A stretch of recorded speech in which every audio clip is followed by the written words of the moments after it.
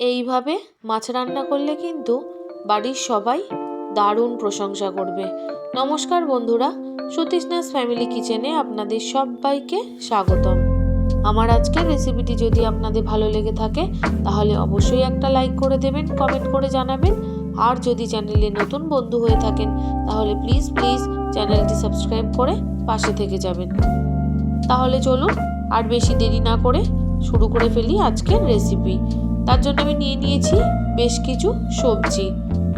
শীতকাল তো প্রায় শেষের পথে, শীতকাল চলে গেলে আমি আর এই সবজি পাবো না, তাই আমি এখানে নিয়ে নিয়েছি নতুন আলু, নিয়েছি মটরশুঁটি, নিয়েছি দুটো ওলকপি আর টমেটো। এখানে আমি নিয়ে নিয়েছি তেলাপিয়া মাছ। মাছগুলোকে ভালো করে কেটে ধুয়ে পরিষ্কার করে নিয়েছি। এবার আমি মাছের মধ্যে মাখিয়ে নেব পরিমাণ মতো হলুদ আর নুন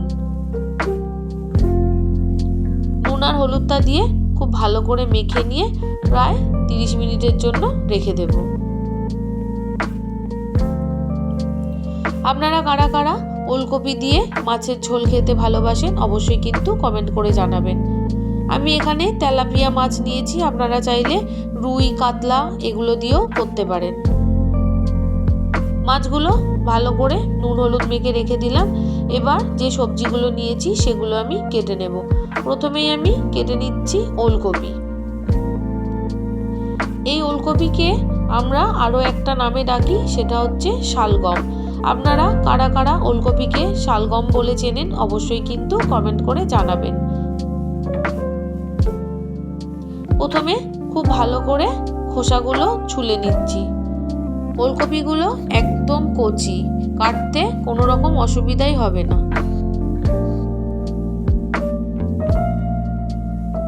ওলকপিগুলো লম্বা লম্বা মোটা মোটা করে কেটে নেব।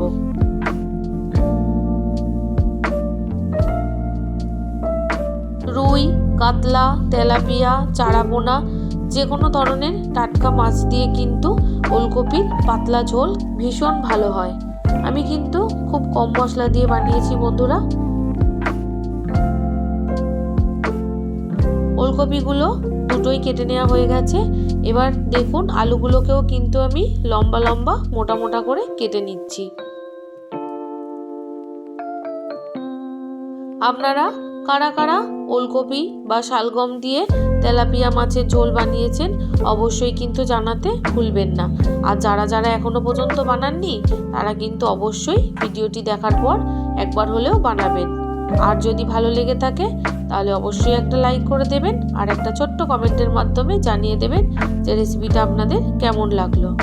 কথা বলতে বলতে এখানে কিন্তু আমি টমেটোগুলোও কেটে নিয়েছি। এবার আমি মটরশুঁটিগুলো ছাড়িয়ে নিচ্ছি।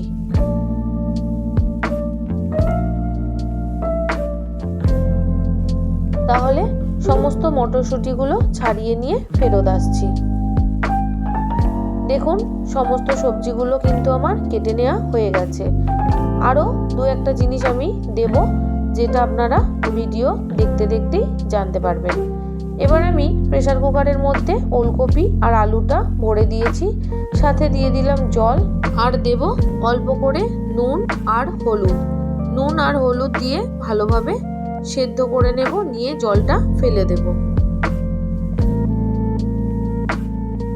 যে কোনো কফি খেলেই অনেকের গ্যাসের একটু সমস্যা হতে পারে, তবে এভাবে ভাপিয়ে জলটা ফেলে দিয়ে করলে কিন্তু কোনো রকম গ্যাসের সমস্যা হবে না।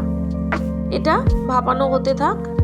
এবার আমি কড়াইয়ের মধ্যে সাদা তেল গরম করে নিয়ে মাছগুলো ভেজে নেব। আমি এখানে সাদা তেল ইউজ করেছি, তবে আপনারা চাইলে সর্ষের তেলেও কিন্তু মাছের ঝোলটা করতে পারেন।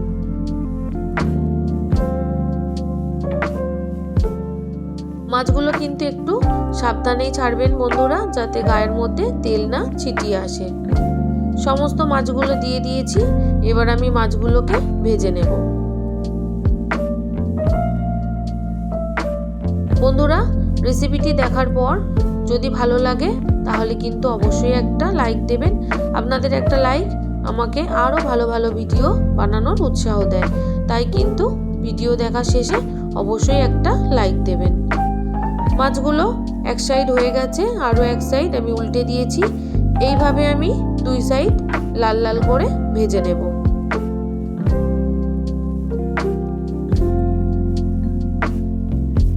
তবে খুব বেশি কড়া করে কিন্তু আমি ভাজিনি। খুব বেশি কড়া করে ভাজলে মাছের স্বাদটা কিন্তু নষ্ট হয়ে যায়। ভাজা হয়ে গেছে, এবার আমি তেল ছেঁকে তুলে নিচ্ছি। এবার আগে থেকে যে আলু আর ওলকপিটা ভাপিয়ে রেখেছিলাম সেটা এবার আমি তেলের মধ্যে সমস্তটা দিয়ে দিলাম। একটু ভালো করে নাড়াচাড়া করে ভাজা ভাজা করে নেব।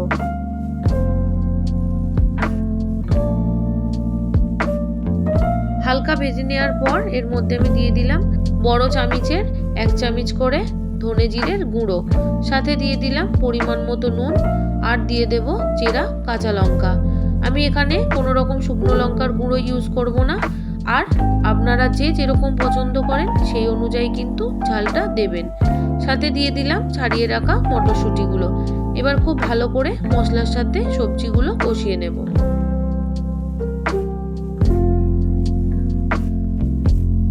বন্ধুরা, আমি এখানে গুঁড়ো মশলা ব্যবহার করেছি। আপনারা যদি চান গুঁড়ো মশলার বদলে কিন্তু বাটা মশলাও ব্যবহার করতে পারেন। ভালোভাবে কষিয়ে নেওয়া হয়ে গেছে। এবার আমি দিয়ে দিলাম পরিমাণ মতো জল। জলটা দেওয়া হয়ে গেলে ভালোভাবে মিশিয়ে দিলাম। এবার আমি ওপর থেকে দিয়ে দিলাম কেটে রাখা টমেটো। টমেটোটা যাতে একদম পুরোপুরি গলে না যায় তার জন্য কিন্তু আমি একটু দেরি করেই টমেটোটা দিয়েছি। আগে যেহেতু নুন দিয়ে ভাপিয়েছিলাম তাই আমি অল্প করে নুনটা দেব। স্বাদের ব্যালেন্সের জন্য দিয়ে দিলাম অল্প একটু চিনি। তারপর ঢাকনা দিয়ে ফুটে আসা পর্যন্ত অপেক্ষা করব। ঝোল ভালোভাবে ফুটে গেছে, এবার আমি আরেকটু নাড়াচাড়া করে দেব। বন্ধুরা, আমি এখানে স্বাদের ব্যালেন্সের জন্য অল্প একটু চিনি দিয়েছি, তবে আপনারা যদি না চান পুরোপুরি স্কিপ করে যেতে পারেন। দেখুন ওলকপিটাও ভালোভাবে সেদ্ধ হয়ে গেছে। এবার আমি দিয়ে দেব ভেজে রাখা মাছগুলো।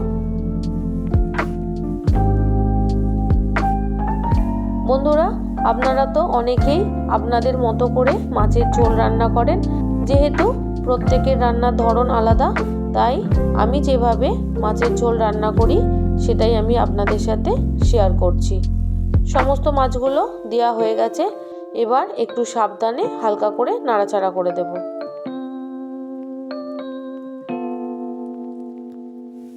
হালকা করে নাড়াচাড়া করা হয়ে গেছে। এবার আমি 2 থেকে 3 মিনিটের জন্য একদম জোর আঁচে ফুটিয়ে নেব। 2 থেকে 3 মিনিট পর আমি আবারও একটু হালকা করে মাছটা উল্টে পাল্টে দিয়েছি। সবশেষে আমি এর মধ্যে দিয়ে দেব ধনেপাতা, যেটা আমি বলেছিলাম আরও কিছু অ্যাড করব। ধনেপাতা দিলে কিন্তু মাছের ঝোলের স্বাদটা পুরোপুরি চেঞ্জ হয়ে যায় আর খেতেও দুর্দান্ত লাগে। ধনেপাতাটা দেওয়া হয়ে গেছে। আবারও মিশিয়ে দিয়ে আরও 1 থেকে 2 মিনিটের জন্য ফুটিয়ে নেব জোর আঁচে। তারপর গ্যাসের ফ্লেমটা বন্ধ করে দেব। তৈরি হয়ে গেল দুর্দান্ত স্বাদের ওলকপি দিয়ে তেলাপিয়া মাছের পাতলা ঝোল। অবশ্যই আপনারা একবার হলেও রেসিপিটি বানাবেন, আর গরম গরম ভাতের সাথে এই মাছের ঝোল কেমন লাগলো অবশ্যই কিন্তু কমেন্ট করে জানাতে ভুলবেন না। আমার সাথে এতক্ষণ জুড়ে থাকার জন্য আপনাদের সবাইকে অসংখ্য অসংখ্য ধন্যবাদ। আপনারা সবাই ভালো থাকবেন, সুস্থ থাকবেন, আর অবশ্যই কিন্তু একবার হলেও রেসিপিটি বানাবেন। কাল আবারও একটা নতুন রেসিপির সাথে চলে আসছি।